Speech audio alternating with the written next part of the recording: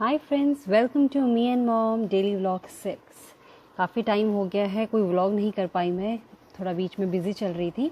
But anyway अब मैंने time निकाल लिया है और मैं आई हूँ दो इम्पॉर्टेंट टॉपिक्स के साथ। एनीवे इम्पॉर्टेंट टॉपिक तो एक है, वो है मॉनसून शुरू हो चुका है और मॉनसून से रिलेटेड बहुत सारी डिफरेंट डिजीज़ भी आ रही हैं, mosquito borne disease, air born disease and water borne disease. तो आज हम उसके बारे में बात करेंगे। दूसरा मैं शेयर करूंगी आप लोग के साथ मेरी बनाई हुई chocolate cake recipe with a twist जो ये है वो है सिया का फेवरेट, तो इसीलिए मुझे उसे हर केक में डालना पड़ता है। वो आपको रेसिपी देखते हुए ही पता लगेगा। एनुअल मानसून इंडिया में रहता है जुलाई टू सितंबर और ये हमें फील कराता है बहुत ही रिफ्रेश। पर रिफ्रेश होने के साथ साथ एक्चुअली मानसून अपने साथ लाता है बहुत सारी बीमारियां, बहुत सारी इन्फेक्शन डिजीज़ेस जिनसे बचना बहुत ज़रूरी है, क्योंकि ये लाइफ थ्रेटनिंग हो सकते हैं आपके लिए और आपकी फैमिली के लिए। अच्छी बात यह है कि अगर आप हाइजीन मेंटेन करते हैं और अपना प्रॉपर ख्याल रखते हैं, अच्छी डाइट लेते हैं, तो ये सारी जो डिजीज़ एंड इन्फेक्शंस हैं एज सच आपका कुछ बिगाड़ नहीं सकते हैं। हम सभी 2 टाइम्स हायर रिस्क पे रहते हैं मानसून सीजन में बैक्टीरिया या फिर किसी इन्फेक्शन से एक्सपोज होने के। इसका रीज़न है कि हाई मॉइस्चर होता है जो कि हेल्प करता है डिजीज़ को इजीली ट्रांसमिशन होने में। 4 रीजंस हैं जिनकी वजह से हमें मॉनसून में डिजीजेज हो सकते हैं। एक है वाटर, दूसरा है air, third is mosquito and fourth is contaminated food. तो सबसे पहले हम बात करते हैं मॉस्किटो बॉर्न डिजीजेस की। तो मॉस्किटो बॉर्न डिजीजेज इसलिए एक तो सबसे ज़्यादा होते हैं क्योंकि मॉनसून का सीजन होता है जिस टाइम मॉस्किटोज की ब्रीडिंग होती है। 34% dengue cases and 11% malaria cases globally India का कंट्रीब्यूशन है मॉस्किटो बॉर्न डिजीजेज में। तो जो 3 कॉमन डिजीज़ हैं वो है मलेरिया, डेंगू एंड चिकनगुनिया। हम सभी जानते हैं कि मच्छरों के काटने से ये तीनों प्रॉब्लम्स होती हैं, पर हमें कोशिश यही करनी है कि हमें अपने आप को प्रोटेक्ट करना है। डेंगू के बारे में हमें पता ही है कि हमें कोशिश करनी है, हमें कहीं पे भी जमा हुआ पानी नहीं रखना है, चाहे वो साफ़ पानी ही है। अगर वो फ्यू डेज तक रहेगा तो उसमें ऑटोमेटिकली डेंगू के मच्छर पनप जाते हैं। मलेरिया, डेंगू और चिकनगुनिया के मॉस्किटोज के काटने से आप फीवर, चिल्स, फटीग और बॉडी एक एक्सपीरियंस करेंगे। बहुत ज़रूरी है, अगर आपको ऐसा कुछ हो रहा है तो आप डॉक्टर को कंसल्ट करें। अब कुछ ज़रूरी बातें जो कि हमें मलेरिया, चिकनगुनिया और डेंगू के मच्छरों से बचा सकती हैं। तो सबसे पहले है use of mosquito net. Mosquito net use करना बहुत ज़रूरी है। अगर आपका घर के आसपास झाड़ी पेड़ बहुत ज़्यादा हैं तो आप ज़रूर घर पे मॉस्किटो नेट का यूज़ करें, और अगर आपके घर में छोटा बच्चा है तो उसके लिए तो मॉस्किटो नेट का यूज़ करना बहुत ज़रूरी है। सेकेंड इम्पॉर्टेंट थिंग इज़ कि अपने घर के आसपास कहीं पे भी पानी जमा ना होने दें।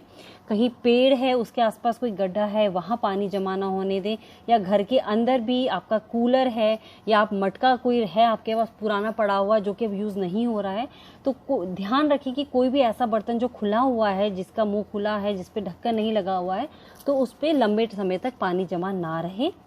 तीसरा ज़रूरी चीज़ है कि आप हाइजीन मेंटेन करके रखें और अपने घर में जो आपका वॉशरूम है उसकी डेली क्लीनिंग होनी बहुत ज़रूरी है। Fourth and last point is mosquito repellent का यूज़ करें, मॉस्किटो क्रीम का यूज़ करें ताकि आप मॉस्किटो बाइट से बचे रहें।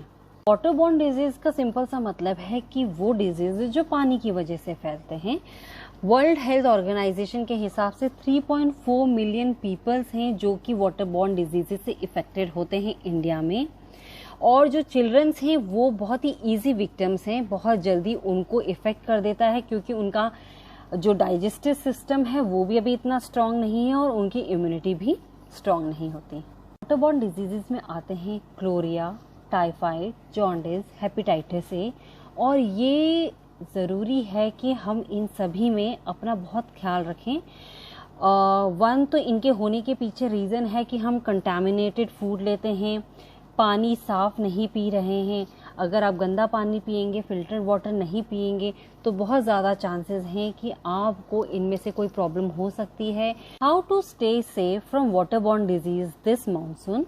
तो सबसे पहले जो ज़रूरी है वो है कि आपका जो पीने का पानी है वो बॉइल्ड होना चाहिए और अगर आप फिल्टर्ड वाटर यूज़ कर रहे हैं तो भी अगर आप उसे बॉईल कर लेंगे तो ये और भी अच्छा है। अदरवाइज़ फिल्टर्ड वाटर पीना बहुत ज़रूरी है। दूसरा जो बहुत ज़रूरी चीज़ है वो है कि आप जो भी वेजिटेबल्स या फ्रूट्स खाने के लिए यूज़ कर रहे हैं उनको बहुत अच्छे से रनिंग वाटर में वॉश किया जाए। अपने खाने को हमेशा कवर्ड करके रखें जब तक कि उसका कंजम्पशन नहीं करना है। खाने को खुला छोड़ के कहीं मत जाएं। अपना पर्सनल और एनवायरमेंटल हाइजीन को मेंटेन करना बहुत ज़रूरी है और इस टाइम बहुत ज़रूरी है कि आप हैंड सैनिटाइज़र का रेगुलर यूज़ करें। इंश्योर करें कि ओपन ड्रेन एंड जो पॉट होल्स हैं वो आपकी लोकेलिटी में कवर्ड हो और बच्चों को वैक्सीन ज़रूर लग रखी हो। तो अब बात करते हैं एयरबॉर्न डिजीजेस की। मानसून अपने साथ बहुत सारे वायरसेस लाता है जो कि इजीली स्प्रेड हो जाते हैं और इनके स्प्रेड होने से हमें फ्लू, वायरल फीवर, कोल्ड, कफ, सोर थ्रोट की प्रॉब्लम्स होती हैं। तो 2 कॉमन एयरबॉर्न डिजीजेस हैं which is cold and flu and influenza. तो कोल्ड एंड फ्लू से हमें पता ही है कि हमें जुकाम होगा, हमारा गला दर्द होगा, खांसी होगी और हमें फीवर भी होगा। इन्फ्लुएंजा भी एक सीजनल फ्लू ही है और ये बहुत ही easily person to person spread हो जाता है by air. How to stay safe from airborne diseases this monsoon. बहुत ही इजी होता है एयरबॉर्न डिजीजेस का स्प्रेड होना क्योंकि ये पर्सन टू पर्सन एयर में स्प्रेड हो जाता है। तो क्या किया जाए जिससे कि आपका ये मानसून फ्लू फ्री हो। तो सबसे पहले बहुत ज़रूरी है कि आप जब भी स्नीज करें या कफ करें आप अपना हैंकी या फिर अपनी एल्बो ऐसे करके प्रोटेक्ट करें अपने आप को भी और दूसरों को भी। कोशिश यही करिए कि आप वार्म वाटर ड्रिंक करें और एवरी आवर और 1.5 आवर में गर्म पानी ज़रूर पिएं और कहीं भी जाएं तो अपना गर्म गुनगुना पानी अपने साथ लेके चलें। अपने बच्चों को बचा के रखें उन लोगों से जिन लोग को इन्फेक्शन हो रखा है क्योंकि बच्चे बहुत ही इजीली कैच कर लेते हैं ये सारे इन्फेक्शंस। और आप कहीं भी बाहर से आ रहे हैं तो अपने हाथ, पैर और मुंह अच्छे से धोइए और बच्चों के भी, ताकि अगर कोई भी इन्फेक्शन के चांसेस हैं तो वो वॉश ऑफ हो जाएं। और इंश्योर करें कि आपका घर वेल वेंटिलेटेड होना चाहिए। कुछ general health and wellness tips हैं जो इस मानसून में ध्यान रखनी जरूरी हैं। अपनी पर्सनल हाइजीन को स्ट्रिक्टली मेंटेन करके रखें जिससे कि फंगल इन्फेक्शन होने का कोई डर नहीं होगा। फुल स्लीव्स के कपड़े पहनने की कोशिश करें और लाइट कलर के, क्योंकि लाइट कलर मॉस्किटोज को कम अट्रैक्ट करता है तो इस वजह से आपको मॉस्किटो बाइट का डर नहीं रहेगा और फुल स्लीव्स आपको मॉस्किटो से बचाएगी। बैलेंस डाइट लेना बहुत ज़रूरी है जो कि आपके इम्यून सिस्टम को स्ट्रांग बना के रखे। कोशिश करिए कि आप फ्रेश फूड ही कंज्यूम करें। ऑयली फूड, फैटी फूड को इस टाइम पे थोड़ा अवॉइड करने की कोशिश करिए। Last, this is a bonus tip.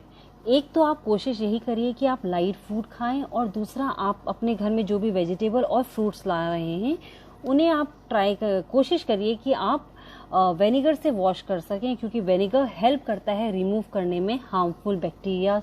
Best way to enjoy monsoon season is कि आप इन्फॉर्म्ड रहें और प्रोटेक्टेड रहें कि कैसे मॉनसून के डिजीजेस से बचा जा सकता है। Avoid self diagnosis and over the counter medication. अगर आपको कोई भी सिम्टम दिखता है तो आप ज़रूर डॉक्टर से कंसल्ट करिए। तो ये तो थी बातें कैसे अपने आप को इस मॉनसून सीजन में बचा के रखा जाए और कैसे मॉनसून को 100% इंजॉय किया जाए। आइए अब देखते हैं मेरी बनाई हुई केक की रेसिपी। आई होप आप सबको ये रेसिपी पसंद आएगी और आप लोग अपने घर पे भी इसे ज़रूर ट्राई करेंगे। चॉकलेट चोको चिप्स केक बनाने के लिए मैंने लिया है 1 cup of maida, 1/2 cup of ragi, 1 cup of sugar, 3 eggs, baking powder, baking soda, 100 grams of butter, vanilla essence, organic chocolate powder, choco chips and tutti frutti। सबसे पहले मैं sugar को ग्राइंड कर लेती हूँ। शुगर को ग्राइंड करने के बाद अब हम बटर को मेल्ट करेंगे। बटर को माइक्रोवेव में 30 सेकेंड्स के गैप में मैंने इसे मेल्ट किया है। अब एक बोल में हम बटर और शुगर को ले लेंगे और इन्हें अच्छे से मिक्स करेंगे। केक में एग डालने के बहुत सारे अलग अलग तरीके होते हैं पर आज जो मैं रेसिपी बना रही हूँ वो है इंस्टेंट केक रेसिपी, इसीलिए इसमें मैं डायरेक्ट एग ऐसे ही डालूंगी। Egg yolk and egg white एक साथ, और ये तीनों एग्स डालने के बाद हम इन्हें अच्छे से मिक्स कर लेंगे। काफ़ी देर तक इसे फेंटना है ताकि अंडा अच्छे से बटर और शुगर में मिक्स हो जाए। एक बार जब आप देखेंगे बटर और शुगर में एग मिक्स हो चुका है तो आप इसमें मैदा मैंने डाल दिया है, बेकिंग पाउडर बेकिंग सोडा डाल दिया है, कोको पाउडर डाल दिया है, और अब मैं इसे अच्छे से छान लेती हूँ। जो थोड़े बहुत लम्स रखे उन्हें भी हम स्पून की हेल्प से ब्रेक करके छान लेते हैं। अब मैं स्पून की हेल्प से इसे स्लोली फोल्ड करूँगी। हमें कभी भी जब भी हम केक बना रहे हो तो जो केक मिक्सचर है उसे बहुत ज़्यादा ताकत के साथ और बहुत ज़्यादा स्पीड के साथ फोल्ड नहीं करना है, इसे हल्के हल्के हैंड से फोल्ड करना है। और ये अब हमारा बहुत अच्छे से मिक्स हो गया है।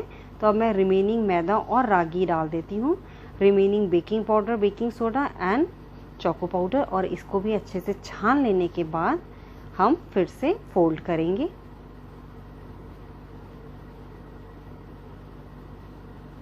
छानना बहुत ज़रूरी है, इससे जो हमारा मैदा है या फिर कोई भी हम फ्लावर जो यूज़ कर रहे हैं उसमें एयर आ जाती है, जिससे केक बहुत ज़्यादा स्पॉन्जी बनता है। अब मैंने डाल दिया है वनीला एसेंस।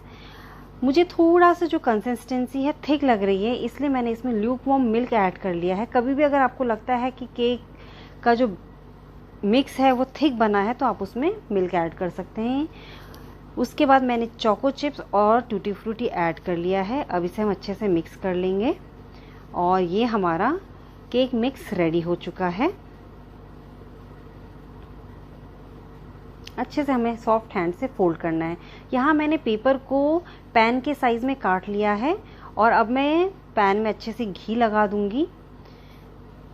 अगर आपके पास बटर पेपर नहीं है, जैसे कि फ़िलहाल मेरे पास नहीं है, तो एक ये बहुत अच्छा तरीका है कि आप नॉर्मल पेपर को पैन को उल्टा करके उसकी बैक साइड के हिसाब से काट लीजिए जो उसका बेस होगा, और उसके बाद पैन में अच्छे से घी या बटर लगाने के बाद आप पेपर रख लीजिए और अगेन उसके ऊपर भी घी या बटर लगा लीजिए। तो ये एग्जैक्टली बटर पेपर का ही काम करता है। अब अच्छे से बटर स्प्रेड करने के बाद हम इसमें टूटी फ्रूटी डालेंगे। थोड़ी सी टूटी फ्रूटी स्प्रेड कर देती हूँ, क्योंकि जब हम केक को अपसाइड डाउन करेंगे तो ये इसकी ऊपर की साइड हो जाएगी। और अब हम इसमें केक मिक्स डाल देते हैं। केक मिक्स को डालने के बाद हमें इसे अच्छे से स्प्रेड भी करना है। अच्छे से स्प्रेड कर लीजिए और उसके बाद आप थोड़ा सा इसको ऐसे करके आप अपने स्लैब में मारिए, जिससे कि जो थोड़ी बहुत एयर होगी वो निकल जाएगी। ये मैंने 180 डिग्री में प्री हीट किया हुआ है और अब हम इसे सेट कर देते हैं for 25 minutes. Maximum 25 to 30 minutes में हो जाता है। केक हमारा रेडी हो चुका है। अब ये देखिए बिल्कुल अच्छे से ये कुक हो चुका है। और अब हम इसे ठंडा होने के बाद मैंने इसको प्लेट में निकाल लिया है। ये देखिए केक बहुत ही आसानी से निकल गया और ये बटर पेपर ने बहुत ही अच्छा अपना रोल किया है।